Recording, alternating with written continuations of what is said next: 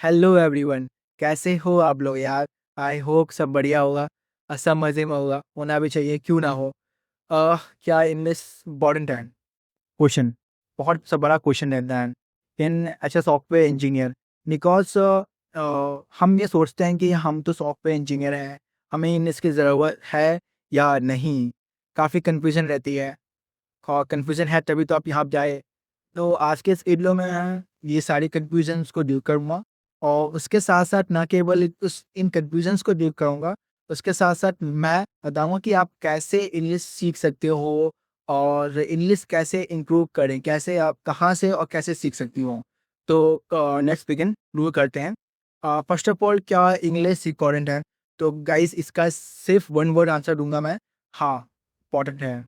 And not even कि उन लोग के आपको आती होगी तो ठीक है, इट्स ओके, नहीं आती होगी तो वो भी आपका काम चल जाएगा।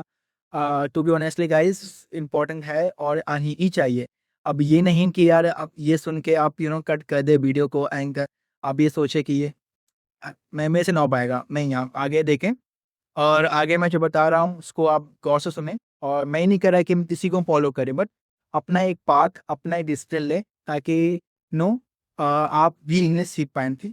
अब सबसे पहले बात करते हैं कि इंग्लिश क्यों ज़रूरी है यार? क्यों ही सीखना?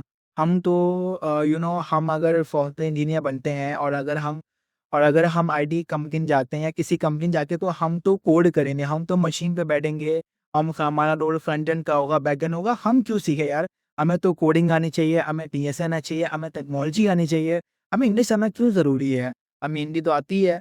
गाइस, यहाँ पे एक पॉइंट ये है, ये आपको इंग्लिश सीखना इसलिए ज़रूरी है बिकॉज़ लुक, आपके जो क्लाइंट्स होंगे, वो ज़रूरी नहीं है कि आपके क्लाइंट्स इंडियन ही होंगे।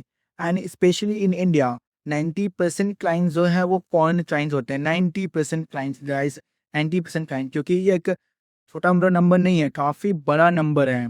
90% की सच अ बिग नंबर। वो सारे क्लाइंट्स मे बी शायद फॉरेन क्लाइंट हो, यूएस, अमेरिका, ऑस्ट्रेलिया, कहीं के भी हो। अब उनको तो हिंदी आती नहीं है, या फिर ये भी हो सकता है कि आप जिस कंपनी में काम करो, या मोस्टली कंपनीज़ जो इंडिया में एग्ज़िस्ट करती है, उनका क्या रहता है कि उनकी उनके मल्टीपल ऑफ़िसेज़ होते हैं। कुछ ऑफ़िस इंडिया में, कुछ मे बी ऑस्ट्रेलिया में, कुछ यूके में, कुछ सिंगापुर में, कुछ यूएसए में। इस प्रकार से कंपनीज़ जो है वो इंडिया में रन करती हैं। अब ऑब्वियस सी बात है, वहाँ पे भी उनके एम्प्लॉयी होंगे, तो उनके एम्प्लॉय से कोऑर्डिनेट करने के लिए आपको इंग्लिश आनी चाहिए। आपको इंग्लिश आनी चाहिए। एंड एंड यही वो कारण है जिसके कारण इंग्लिश थोड़ा-सा इम्पोर्टेंट और नेसेसरी हो जाता है, बिकॉज़ कोई भी ऑर्गनाइज़ेशन नहीं चाहेगी कि वो किसी ऐसे एम्प्लॉयी को रखे जो सिर्फ़ कोड कर रहे हैं। फिर कोड तो आपका टास्क है ही, लेकिन साथ के साथ कम्युनिकेशन भी है। आप क्लाइंट को कुछ बताओगे, आप अपने सीनियर्स को कुछ बताओगे, तो ये भी शायद आपका सीनियर इंडियन ना हो। इवन इंडिया में भी कई में आपके सीनियर, ये भी शायद आपका ये भी पॉसिबल है कि आपका सीनियर या इंडियन हो। बट फिर भी आपको उससे इंग्लिश में बात करनी पड़े, जो कि वो नॉर्थ साइड का हो, उसे हिंदी ना आती हो। यहाँ पे कुछ भी पॉसिबल है यार। कुछ भी, इसीलिए English is a only language, और एक सिंगल लैंग्वेज है जिसके through peoples are communicating with each other. तो आपको इंग्लिश आनी चाहिए। अब बात करते हैं कि यार कैसे सीखें? तो इंग्लिश सीखने का यार देखो, कोई ऐसा नहीं है कि आप तो, मैं ये नहीं कहूँगा कि आप इंग्लिश सीखने के लिए आपको इंग्लिश ग्रामर अच्छी आनी चाहिए। मैं ये नहीं कहूँगा कि इंग्लिश आप कभी सीख पाओगे जब आपके इंग्लिश में अच्छे मार्क्स आ रहे हों। यानी कि इंग्लिश सब्जेक्ट्स में आपके प्रीवियस स्कूल टाइम पे आपके अच्छे मार्क्स आए हों, या फिर आप इंग्लिश में अच्छे रहे हो, तभी आप इंग्लिश सीख पाओगे। ऐसा कोई भी कुछ नहीं है। सिर्फ़ इंग्लिश सीखने के लिए जो मुझे लगता है पर्सनली, वो ये है कि जस्ट कॉन्फिडेंस एंड बिलीफ, कि आपको ये लगे कि आप कर सकते हो। And second thing is that, कि अपने मन से ये निकालना कि यार मैं गलत बोलूँगा तो क्या होगा?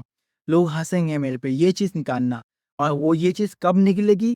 जब आप किसी पे नहीं हँसोगे, जब जब आपके सामने कोई पर्सन या कोई बिगिनर इंग्लिश बोल रहा होगा, या इंग्लिश कुछ कर रहा होगा, कुछ गलत बोल रहा होगा, तो फिर आप उस पे नहीं हँसोगे।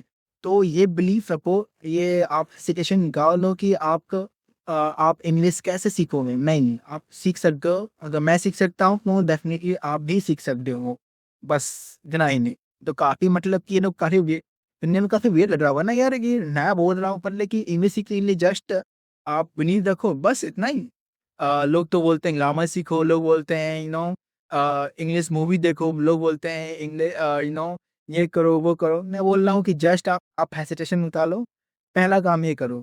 दूसरा काम मैं बता रहा हूँ कि आप बात करते हैं कि कहाँ से सीखें, तो ये सीखने के लिए यार अगेन कोई बुक नहीं है, कोई रूल नहीं है, लेकिन फिर भी कुछ ऐसे मेथड्स हैं, तरीके हैं जो आपको बेनिफिशियल कर सके। देखो न्यूज़पेपर बंदे बोलते हैं, न्यूज़पेपर जो है वो लोग सजेस्ट करते हैं कि न्यूज़पेपर आप प्रेफ़र करो। मैंने भी न्यूज़पेपर पढ़ा है, बट न्यूज़पेपर का डिसएडवांटेज क्या है ना कि न्यूज़पेपर की जो टोन होती है, वो पास्ट में होती है। बिकॉज़ सारी खबरें जो हैं वो पास्ट की होती हैं, हो चुकी होती हैं। तो वो आपको एक सही सेट ऑफ वोकैब्युलरी नहीं दे पाता, ठीक है? सो आप क्या कर सकते हो कि सही सेट ऑफ वोकैब्युलरी यानी कि वो इंग्लिश जो आपके एज़ अ सॉफ्टवेयर इंजीनियर या फिर एज़ अ स्टूडेंट आपके डे टू डे लाइफ में काम आए, वो वोकैब्युलरी आप कहाँ सीख सकते हो? पहला प्लेटफ़ॉर्म लिंक्डइन। लिंक्डइन डाउनलोड करो और लिंक्डइन पे पोस्ट आते हैं। कुछ पोस्ट शॉर्ट होते हैं, कुछ पोस्ट होते हैं काफ़ी बड़े-बड़े होते हैं। उन पोस्ट को आप पढ़ो, उन पोस्ट के डिस्क्रिप्शंस को आप पढ़ो, तो आप देखोगे कि आपकी वोकैब्युलरी अच्छी होगी। एंड उनमें जो टेंसेस यूज़ किए जाते हैं वो आपके डे टू डे लाइफ में यूज़ होंगे, पहला पॉइंट। दूसरा पॉइंट, ये भी आप इंग्लिश मूवी देख सकते हो, आप इंग्लिश मूवी देखो। बट इंग्लिश मूवी मैं वो कहूँगा कि यार देखो हॉलीवुड की मत देखो। आप कोई कार्टून मूवी देखो, बिकॉज़ कार्टून मूवी में क्या होता है ना कि वो कार्टून मूवी डिज़ाइन होते हैं बच्चों के लिए, और इसीलिए उन्हीं में जो वोकैब्युलरी और जो अ, सेंटेंसेस की स्पीड होती है, बोलने की स्पीड होती है कैरेक्टर्स की, वो काफ़ी स्लो होती है। इस कारण से आपको थोड़ा-सा कैच कर पाते हैं। वरना जनरली मूवी जो इंग्लिश की होती हैं, हॉलीवुड्स की, वो काफ़ी फ़ास्ट होती हैं एंड काफ़ी हार्ड वोकैब्युलरी का यूज़ किया जाता है। तो आप इंग्लिश की कार्टून मूवी देख सकते हो, यहाँ से वोकैब्युलरी आपकी खूब सही हो जाएगी। तीसरा पॉइंट ये है कि आप जो है आप अपनी टेक्नोलॉजी फॉर एग्जांपल आप मर्न स्टैक सीख रहे हो, आप डीएसए सीख रहे हो, कुछ भी सीख रहे हो, डेफिनेटली आप उस कहीं न कहीं सीख रहे होगे, ऑब्वियसली बात है। अगर आप सिर्फ ट्यूटोरियल से सीख रहे हो, सो दैट इज़ फाइन, ने आप समझने के लिए ऐसा कर सकते हो। बट आई सजेस्ट कि आप कोई भी टेक्नोलॉजी या कुछ भी सीख रहे हो, तो उसके बारे में पोस्ट यानी कि आप उसके बारे में ब्लॉग, इंटरनेट पे ब्लॉग्स ज़रूर पढ़ो। ब्लॉग्स मतलब कि जैसे मीडियम एक वेबसाइट है, आपको नहीं पता तो आप जाके चेक कर सकते हो। वहाँ पे एक काफ़ी सारे टॉपिक्स के व्लॉग्स लिखे होते हैं, यानी कि इन्फॉर्मेशंस लिखी होती है इंग्लिश में, तो आप उसे पढ़ सकते हो ताकि आपको पता हो, ताकि कल को अगर उस टॉपिक को आपको इंग्लिश में समझाना रहे तो आप ये रीड आउट किए रहोगे तभी तो आपको समझ में आएगा। उसकी वोकैब्युलरी पता होगी तभी तो आप उसको एक्सप्लेन कर पाओगे। तो आप ब्लॉग्स पढ़ें, आप उन टेक्नोलॉजीज़ या फिर उन उस टॉपिक्स की एक बुक है तो बुक से पढ़ें इंग्लिश के अंदर। तो बस इतना करें, ठीक है?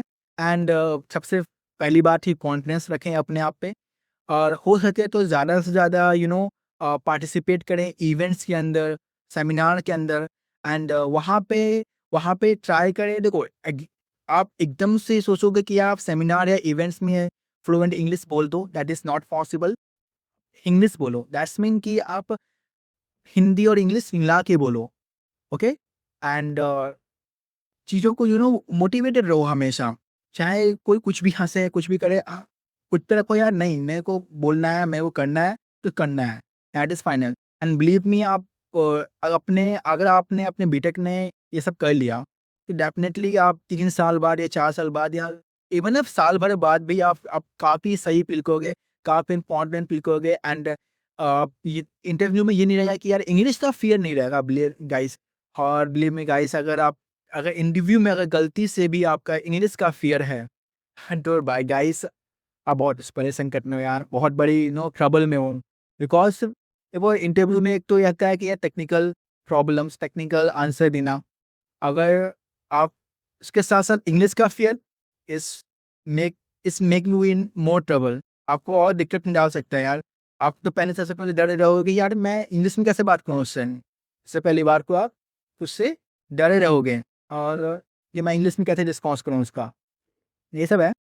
बाकी यार वीडियो कुछ ख़ास स्ट्रक्चर नहीं होगी, आई नो, बट इस वीडियो में काफ़ी कुछ मेरा एक्सपीरियंस है, काफ़ी कुछ कंटेंट है, काफ़ी कुछ आपको एक आइडिया सा मैंने दिया है।